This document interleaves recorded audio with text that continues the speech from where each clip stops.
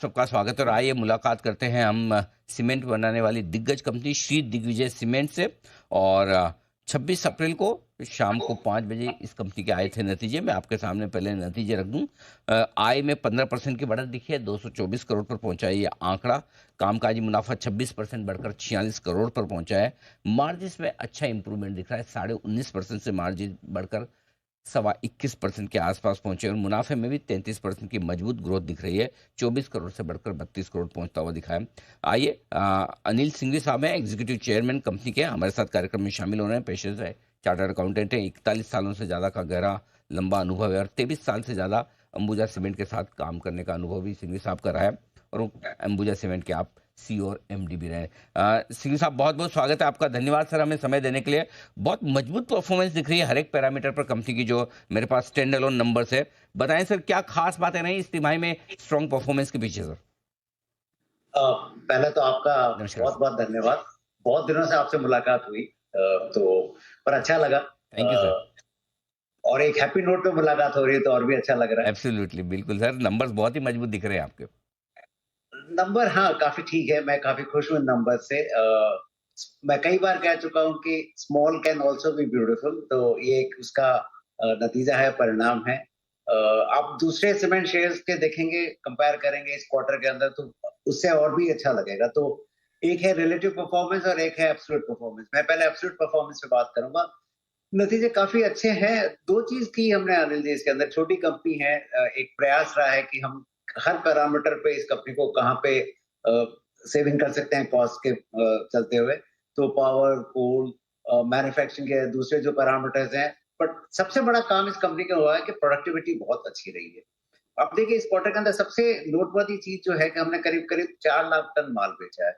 जो पहले, अगर मैं आपको कहूँ 5 साल पहले जब से ये चेंज ओवर हुआ है, उसका 2 सवा 2 लाख टन माल बिकता था। उससे 4 लाख टन उसी प्लांट से, बिना कोई बड़े कैपेक्स किए। पिछले 5 साल के अंदर कोई बहुत बड़ा कैपेक्स कभी किया ही नहीं। उसी प्लांट को थोड़ा बहुत रिपेयरिंग करके, बट एक जबरदस्त काम ये हो गया, जो क्लिंकर प्रोडक्टिविटी है और उसी सीमेंट मिल से, सीमेंट के अंदर एक मैंने देखा है कि आप कैपिटल का जो एक एलोकेशन है, वो ज़्यादा बड़ी कंपनियों का कैपिटल एलोकेशन बहुत ही बेकार रहा है। कि बहुत बड़े-बड़े उन्होंने कैपेक्स कर लिए, पर उसके ऊपर रिटर्न नहीं मिला। तो हमने एक दूसरा एक फ़ॉर्मूला लगाया कि इसके अंदर हमको रिटर्न कितना अच्छा मिल सके लो कैपेक्स के ऊपर। मैं आपको एक चीज़ और बताऊँगा अनिल जी, कि हमारा जो आरओई और आरओएनडब्ल्यू, ये 2 चीज़ आप देखेंगे तो मुझे नहीं लगता है कि सीमेंट इंडस्ट्री में इसके मुकाबले का किसी और का है। ओके, तो नंबर सारे फ्रंट पर काफ़ी मजबूत है।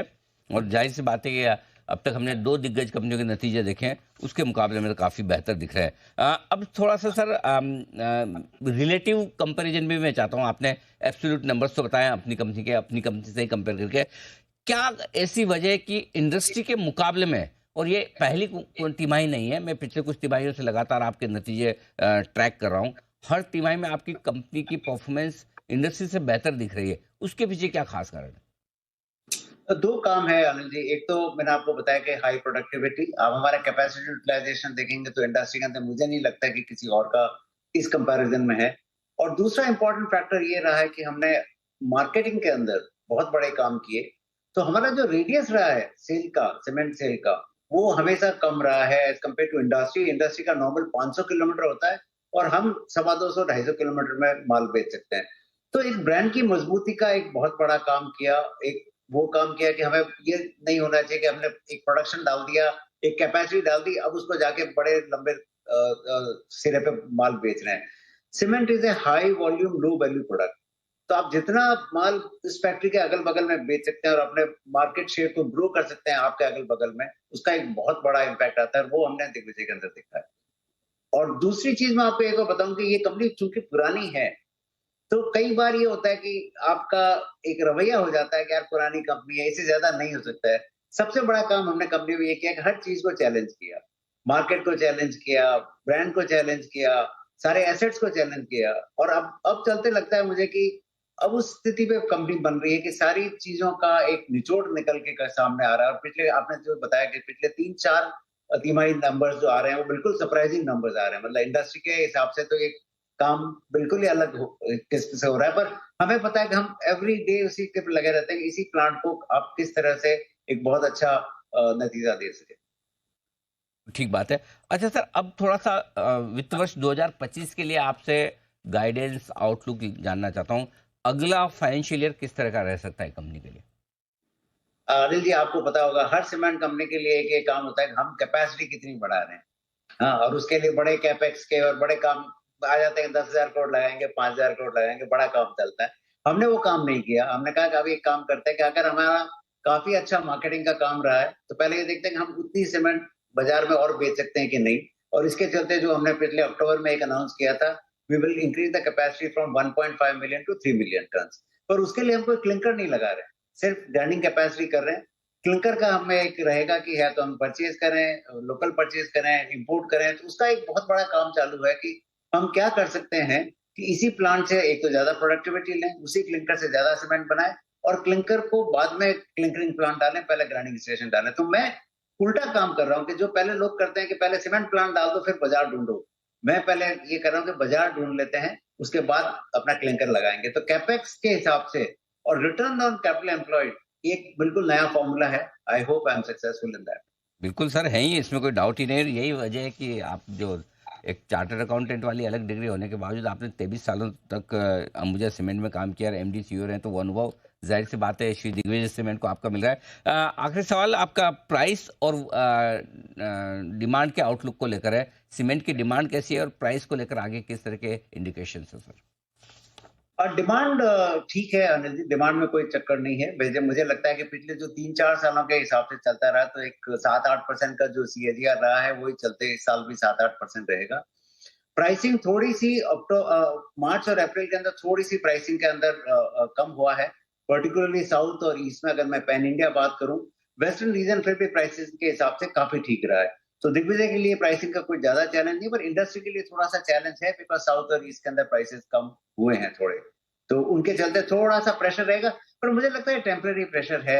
देश का जो आज का हिसाब है 7-8% की जो जीडीपी की ग्रोथ है, नॉमिनल ग्रोथ 11-12%, तो मुझे सीमेंट के अंदर कोई बहुत बड़ी तकलीफ नहीं लगती। हाँ, किसी ने बहुत बड़ा एक्सपेंशन एक ही ज्योग्राफी में कर लिया है, तो उनके वो चैलेंजेस रहे हैं और रहेंगे। उसमें कोई बहुत बड़ा मुझे लगता नहीं कि चेंज आने वाला है। तो सीमेंट मेरे हिसाब से हमने जो एक सीमेंट के लिए काम किया कि बहुत ही अलग तरह से बनाया, वो I think market has liked it और काफ़ी ठीक तरह से हमारा प्रॉफिटेबिलिटी का और आरओसी का काम हुआ। लास्ट पॉइंट मैं एक बताना चाहूँगा Anil ji, just on a slightly different note. ये 5 साल पहले हमने कंपनी ली थी व्हिच एज़ यू नो कि काफ़ी लॉसेस चल रहे थे, कुछ काम नहीं होता। 33 साल तक इस कंपनी ने डिविडेंड नहीं दिया था। पर जो प्राइस में हमने एंट्री की थी, ₹15 के दाम पे, जो आपको याद होगा, पिछले 5 साल में डिविडेंड में इस साल को इंक्लूड करके ऑलमोस्ट ₹15 पे कर चुके हैं। मुझे नहीं लगता है कि on every parameter whether it is return on capital employed, RONW और डिविडेंड यील्ड, कोई भी एक ऐसी मिसाल होगी जो दिग्विजय ने कायम की। No, lovely. ₹15 का डिविडेंड काफ़ी बढ़िया मजबूत माना जाएगा, स्पेशली ₹115 के स्टॉक के लिए। तो कितना, 10% से ज़्यादा की डिविडेंड, 12-13? नहीं, मैं 5 साल की बात कर रहा हूँ 5 अनिल साल, जी। मैं ओके। 5 साल के अंदर थी, जो गुड। ₹15 पे कैपिटल पे जो चूँकि हमने काम जो किया था, उसमें पिछले 5 साल में जो 2.5 साल पैंडेमिक के निकल गए, राइट। उसके चलते तो शेयरहोल्डर्स का जो रिटर्न पिछले 5 साल में रहा है, जिन्होंने विश्वास किया कि दिग्विजय काम कर सकता है, मुझे नहीं लगता और कोई सीमेंट कंपनी का कभी आज तक वो रिकॉर्ड होगा। अंबुजा का भी नहीं था। नहीं, मुझे मुझे भी इस बात का